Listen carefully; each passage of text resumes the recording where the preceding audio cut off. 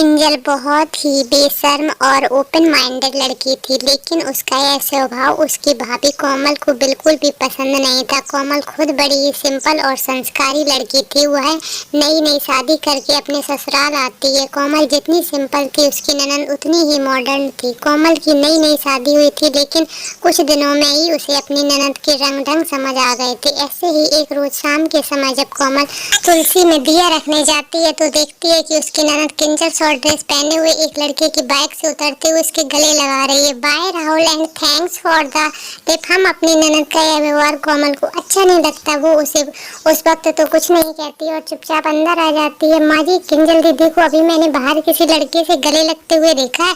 अभी वह कुंवारी है, उन्हें सब शोभा नहीं देता। आस पड़ोस के लोग उन्हें देखेंगे तो क्या सोचेंगे।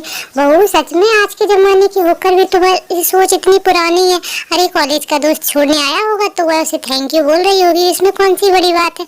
तभी वहाँ किंजल आ जाती। भाभी, माँ को भड़काना बंद कीजिए और आप मेरी लाइफ और मेरी चीज़ों से जितना दूर रहे उतना ही अच्छा होगा आपके लिए। अभी कुछ समय पहले ही आएंगे, लेकिन आप शायद जानती नहीं कि मैं अपनी लाइफ अपने हिसाब से जीती हूँ, तो मेरे मामले में दूर ही रहना, समझी। यह कहकर किंजल वहाँ से चली जाती है। किंजल और कोमल दोनों एक दूसरे से बिल्कुल अलग थी, इसलिए अब उन दोनों में बनती भी बहुत कम थी। किंजल रोज कॉलेज से बड़ी देर से आती और अब जब आती तो हर कोई बार बार नया लड़का उसे ड्रॉप करने आता है। उफ, न जाने माँ जी को अपनी बेटी की जरा सी भी फिक्र क्यों नहीं है। माना कि आज के ज़माने में मॉडर्न होना जरूरी है, लेकिन इतना भी नहीं कि सब कुछ देखते हुए भी आंखें बंद कर लो।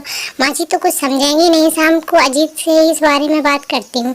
शाम को कोमल अपने पति अजीत से अपनी ननद के बारे में बात करती है। देखिए, मैं कहती हूँ कोमल अब बड़ी और लड़की की उम्र होते ही उसके हाथ पीले कर दिए जाए तो सही रहता है। हाथ पीले? ओह गॉड, कोमल अभी वो बच्ची है, उसकी ग्रेजुएशन भी पूरी नहीं हुई। अभी कॉलेज की पढ़ाई पूरी होने दो, फिर आराम से ढूंढेंगे उसके लिए कोई अच्छा लड़का। तब तक ढूंढेंगे, लाइफ छोड़ेगी तभी तो ढूंढोगे ना। उसके रंग ढंग देखकर मुझे लगता है कि वो खुद किसी दिन शादी करके ना आ जाए। ऐसे ही कुछ दिन बीत जाते हैं। एक रोज, क्या बात है, बहुत गर्मा गर्म आलू के पराठे और वो भी बूंदी के रायते के साथ। वाह वाह, मजा आ गया। हाँ हाँ बहू, बड़ा मजा आ गया। माँ जी, ननद जी कहाँ है? अपने कमरे में सो रही होगी। आज संडे है तो आराम से उठेगी, लेकिन 9 बज गए। जा उठा दिया उसे। अपनी सास की बात मानकर कोमल अपनी ननद को उसके कमरे में बुलाने जाती है कि तभी उसे किसी के गुनगुनाने की आवाज़ आती है। तो तुम मुझसे कौन सा बच पाओगे गौरव? ऐसा रंग लगाऊंगी कि तुम भी मुझसे बच नहीं पाओगे। अच्छा, वो तो होली के दिन ही पता चलेगा कि कौन किसको रंग कैसे लगाता है। तभी कोमल बाहर बालकनी में पहुंच जाती है। ओह गॉड, फिर आ गई कबाब में हड्डी। इतनी नजर तो मेरी माँ नहीं रखती जितनी ये रखती। जीना मुश्किल कर दिया इन्होंने तो। क्या हुआ ननद जी, कुछ कहा क्या तुमने? नहीं, कुछ नहीं कहा। कहिए, आप क्यों आई हैं यहाँ? चलिए, नाश्ता लग गया है। वैसे आप सुबह सुबह बालकनी में क्या कर रही थी? योगा करने आई थी आपसे मतलब?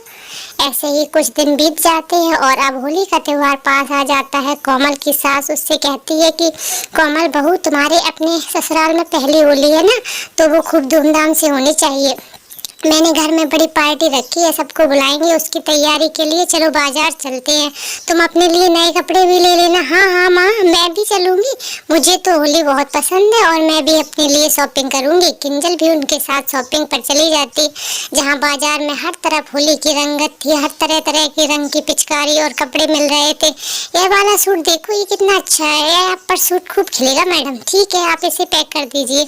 हाँ, मुझे तो यह वाली वाइट वेस्टर्न ड्रेस पसंद है, ऐसे ही लूँगी और साथ में चश्मा भी। लेकिन ननद जी, होली पर आप सूट पहन सलवार पहने तो ज़्यादा ठीक लगेगा। वहाँ कितने तरह के लोग आते हैं और ऐसे कपड़े। ओ गॉड भाभी, आप फिर से ओल्ड फैशन शुरू मत हो जाना।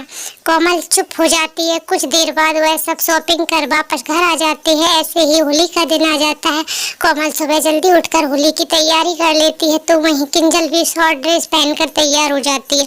आज लग रही हूँ ना एकदम पटाखा। आज तो सब मुझे देखकर देखते ही रह जाएंगे। कोमल भी अपने पति के पास जाकर उसे रंग लगाती है। लीजिए, हैप्पी होली, तुम्हें भी यहाँ की पहली होली मुबारक हो। अब चलो जल्दी से चलते, मेहमान आते होंगे। उनके घर में मेहमान आने शुरू हो जाते हैं, जिसमें किंजल के दोस्त और पड़ोस का गौरव भी रंग लगाकर वहाँ पहुँच जाता है और किंजल के चेहरे पर रंग लगाता है। Happy Holi baby, happy Holi. ये चलो अब साथ में डीजे पर डांस करते हैं। कोमल लगातार अपनी ननद पर नजर रखे हुए थी क्योंकि उसे गौरव और उसके दोस्तों के इरादे ठीक नहीं लग रहे थे। सब पार्टी में व्यस्त हो जाते हैं और इस मौके का फायदा उठाते हुए गौरव और उसके दोस्त किंजल को भांग पिला देते हैं और फिर बेहोशी की हालत में उसे कमरे में ले जाते हैं। अब आज हम तुझे बताएंगे रंग कैसे लगाते हैं। वो किंजल के पास जाने ही लगता है कि तभी कोमल वहाँ आ जाती है और वह उसे जोरदार थप्पड़ मारती है। मेरी ननद की बेहोशी का फायदा उठाओगे? अभी बताती हूँ तुम्हें होली कैसे खेलते हैं। आज मैं तुम्हारे साथ लठमार होली खेलूंगी। कोमल उन सबको डंडे से मारती है और बाहर ले जाती है और सारी बात सबको बताती है। उन सबकी खूब पिटाई करते हुए कुछ देर बाद किंजल होश में आती है। जब उसे सारी बात पता चलती है तो उसे अपनी भाभी पर गर्व होता है और उससे माफी मांगती है और उसे गले लग जाती है। अब वह अपनी सारी बेशर्मी छोड़ देती है और कुछ देर बाद वह किंजल सूट पहन कर आती है और सबके साथ खुशी खुशी होली का त्योहार मनाती है। छोटी भाभी की लाडली ननद। भाभी वो देखो वहाँ तक सारे खेत अपने हैं। अच्छा तो हम सब खेती होती है? नहीं, पापा के जाने के बाद खेती नहीं होती, पर जब पापा थे ना तब कभी गेहूं तो कभी सब्जियां उगाया करते थे। हम वैसे हुआ करता था। पापा जी को हुआ क्या था ना, कुछ साल पहले की बात है, हम सब खाना खा रहे थे ना, मैंने पापा के खाने के लिए आवाज लगाई पर वह नहीं आए और जब मैं उनके कमरे में गई तो वो उल्टे पड़े थे। डॉक्टर ने बताया कि हार्ट अटैक आया था और फिर 1 साल बाद माँ ने उनके दुख में चली गई। फिर बड़े भैया और बबीता भाभी पर ही मेरी और विशाल भैया की जिम्मेदारी आ गई। ओ अच्छा तुम दुखी मत हो, अब मैं आ गई हूँ ना, अब सब हमेशा खुशी खुशी रहेंगे। साक्षी की बात सुनकर इकलौती ननद रितिका मुस्कुरा दी। बस कुछ दिन पहले ही साक्षी की रितिका के भाई विशाल से हुई थी। साक्षी बहुत ही सुलझी हुई लड़की थी और दोनों ननद भाभी की खूब पट रही थी। दोनों छत पर काफी देर बातें कर रही थी कि तब साक्षी को उसकी जिठानी की आवाज सुनाई दी जो चिल्लाकर रितिका को बुला रही थी। बबीता का इतना बुरी तरह चिल्लाना साक्षी को अच्छा नहीं लगा और फिर ये भाभी बुला रही है क्या तुम्हें? हाँ अब मुझे जाना पड़ेगा वरना बड़ी भाभी बहुत गुस्सा करेंगी। अब आप बैठो मैं जाती हूँ। कहाँ गई थी तू? मैं वो छोटी छत पर छोटी भाभी के साथ। अच्छा ज्यादा आवारा हो रही है, शाम होने को आ गई, खाना कौन बनाएगा? बबीता की बात सुनकर साक्षी को बहुत बुरा लगा।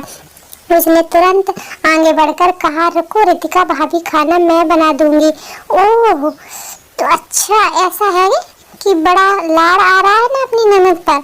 आज रहने दो, शाम को मोहल्ले की औरतें तुझे देखने आ रही हैं। एक बार यह सब निपट जाए फिर आना रसोई में। छोटी भाभी आप जाओ ना, मैं हमेशा ही बनाती हूँ रात का खाना। हाँ तो एहसान करती है क्या? चल जा चुपचाप रसोई में जाकर दूध उबाल देना। सबसे पहले रितिका डरी सहमी सी रसोई में चली गई और साक्षी गुस्से से लाल होकर अपने कमरे में चली गई। उसे अपनी जेठानी पर बहुत गुस्सा आ रहा था। थोड़ी देर बाद साक्षी ने रितिका को अपने कमरे में बुलाया। तुम सारा दिन घर का काम करती रहती हो, तुम पढ़ती का हो? पढ़ने के लिए ज्यादा टाइम तो नहीं मिलता भाभी, पर पहले जब माँ थी ना तो मैं क्लास में हमेशा फर्स्ट आती थी और अब तो पास हो जाऊं वही बड़ी बात है। कम से कम फुर्सत ही नहीं मिलती। देखो रितिका पढ़ना बहुत जरूरी है। मैं तो खुद पढ़ लिख कर पुलिस इंस्पेक्टर बनना चाहती थी, लेकिन फिर साक्षी की बात पूरी होने से पहले ही बबीता के गुस्से में भरी आवाज सुनाई दी। रितिका कहाँ है तू? ठहर, आज तेरी खैर नहीं। अरे कमबख्त कहाँ मर गई? क्या हुआ भाभी, इतने गुस्से में क्यों है? मुझे नहीं पता पर मुझे बहुत डर लग रहा है भाभी, लगता है जरूर मुझसे कोई गड़बड़ हुई है। जैसे ही रितिका बाहर आई तो उसने देखा कि रसोई में दूध उबलकर फैल चुका था जो रितिका ने नहीं उबलने के लिए रखा था, लेकिन साक्षी की बात करते करते वह दूध के बारे में भूल गई थी। गुस्साई बबीता ने रितिका के गाल पर एक जोरदार तमाचा जड़ दिया। इसके बाद रितिका जोर जोर से रोने लगी। यह सब देखकर साक्षी उसकी तरफ दौड़ी और उसे गले से लगाकर चुप कराने की कोशिश करने लगी। फिर उसने गुस्से से बबीता से कहा यह क्या कर रही हो भाभी, बच्ची है वो और आपकी ननद है, तो क्या करे, सिर पर नाचेगी? ले जा इसे मेरे सामने से वरना आज मैं हाथ पैर तोड़ दूंगी। सारा दूध बर्बाद कर दिया कमबख्त मारी ने। बहुत देर तक रितिका रोती रही और साक्षी उसे लाड जताती रही। उसने बड़े प्यार से रितिका के लिए खाने की थाली लगाई और फिर अपने हाथों से रितिका को खाना खिलाया। इससे रितिका को बहुत अच्छा लगा और फिर अगले दिन साक्षी ओ हाँ भाभी क्या हुआ? रितिका तुम्हारे कमरे में है क्या? नहीं वो तो स्कूल से नहीं आई क्या? अभी तक नहीं, अभी तक नहीं आई। कामचोर कहीं की भाभी, कल आपने उसे चांटा जो मारा था, कुछ देर कुछ करना बैठी हो। अब मैं जल्दी मेरे साथ स्कूल में चलो। बबीता और साक्षी तुरंत रितिका के पास स्कूल पहुंचे तो पता चला कि वह उस दिन स्कूल आई ही नहीं थी। लगता है कि वह हमारी मार की वजह से कहीं चली गई है। हम मेरी मार की वजह से नहीं, जरूर वह किसी के साथ भाग गई होगी। कि ऐसी बात कर रही हो भाभी? अभी वह बच्ची है, कोई बच्ची नहीं है। किसी के साथ चक्कर रहा होगा तो भाग गई। उसके साथ वैसे ही ठीक हुआ, कौन शादी वादी करता उसके फालतू का खर्चा। सुन, सबको यही बोलना कि वो किसी के साथ भाग गई, समझी ना? इससे ज्यादा मुंह चलाने की जरूरत नहीं है। बबीता की बातें सुनकर साक्षी हैरान थी, मगर वह करती भी क्या हुआ है, चुप रही। और रितिका के नहीं होने पर घर के सारे काम साक्षी पर ही पड़ गए और बबीता सारा दिन सिर्फ उस पर हुक्म चलाती। साक्षी को हमेशा उसकी ननद रितिका की बहुत याद आती। ऐसे ही कई साल बीत गए और फिर एक दिन घर के दरवाजे पर घंटी बजी। सामने एक पुलिस इंस्पेक्टर खड़ी थी। ध्यान से देखने पर बबीता को एहसास हुआ कि वह तो रितिका थी। रितिका, तू? जबान संभाल कर मैडम, तू नहीं आप, समझी ना?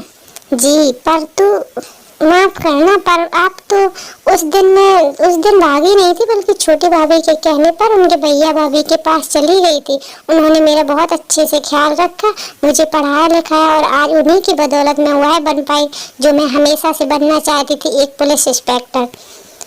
अच्छा अच्छा, तो यह तो बड़ी खुशी की बात है। यूँ मैडम, आपने मुझ पर और मेरी भाभी पर कई जुल्म ढाए, लेकिन उन्हें मैं गुजरी बात भूल कर जाऊंगी। लेकिन आगे से कभी किसी औरत या बच्चे को अगर परेशान किया तो फिर जानती हूँ ना मैडम, जेल में कैसे जाओगे, आओ भगत होगी तुम्हारी। हाँ रितिका, मैं समझ गई। मुझे माफ कर दे गुड़िया। तो फिर ठीक है, अब खड़ी खड़ी क्या कर रहे हैं? घर में पुलिस आई है, जरा अच्छे से नाश्ता वास्ता कराओ। और छोटी भाभी, आप जल्दी से अपना सामान पैक कर लो। अब से आप और विशाल भैया मेरे साथ मेरे सरकारी बंगले में ही रहेंगे।